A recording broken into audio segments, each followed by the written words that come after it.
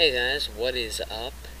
Gaming Gear here, and I have an interesting story from, let me see, PSX Sense, which is a Dutch website about the PlayStation, of course. And so they have an article.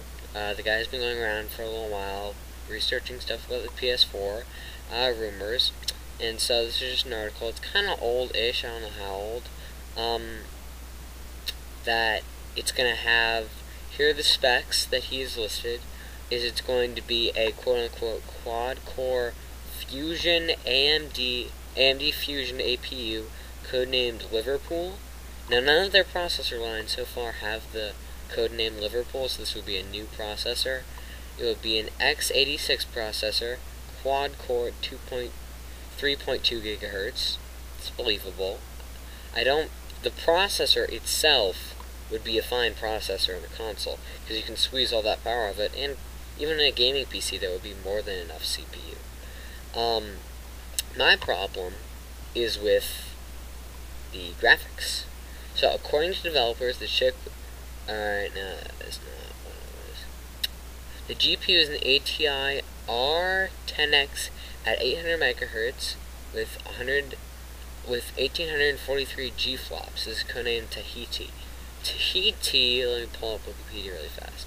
I think that was the code name of I know it's one of the Radeon 7000 series, which means they would be using the APU, the new 7000 series. So let me just see. Okay, so Southern Island is of course the Tahiti is the 79,000 series. This article is bullcrap. Bullshit. They're not going to include a 79,000 series. Even if they had, like, the M that's on laptops, that's 7870 performance. That's a $300 card.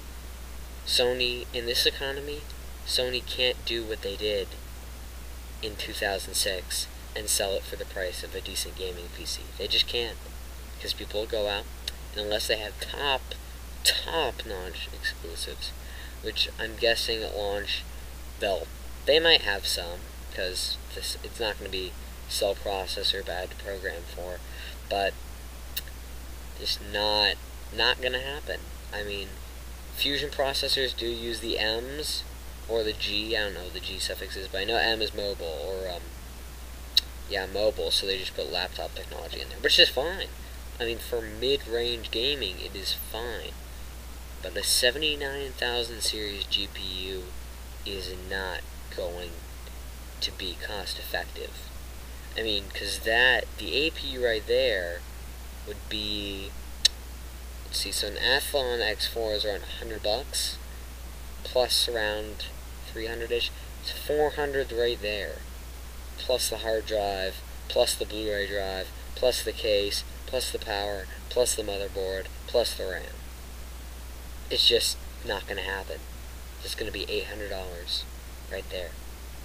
I'll put a link to the article in the description, but I just don't get it. Oh yeah, the other things they say, it's going to have HDMI 1.4 1080p output, which I believe. I mean, when games get more complex, they're probably going to go down to 720p and then sub HD. It also says they're going to have 2 gigs of memory, which I believe they might have 4. It's unknown. Blu-ray, which they kind of have to. 320 gig hard drive, which is fine, and 16 gigabytes of flash memory, which is probably going to be an SSD, an M-SATA SSD. Which I will definitely, that'll be great, because that'll mean that the OS would be much more responsive, like the PS Home and all that.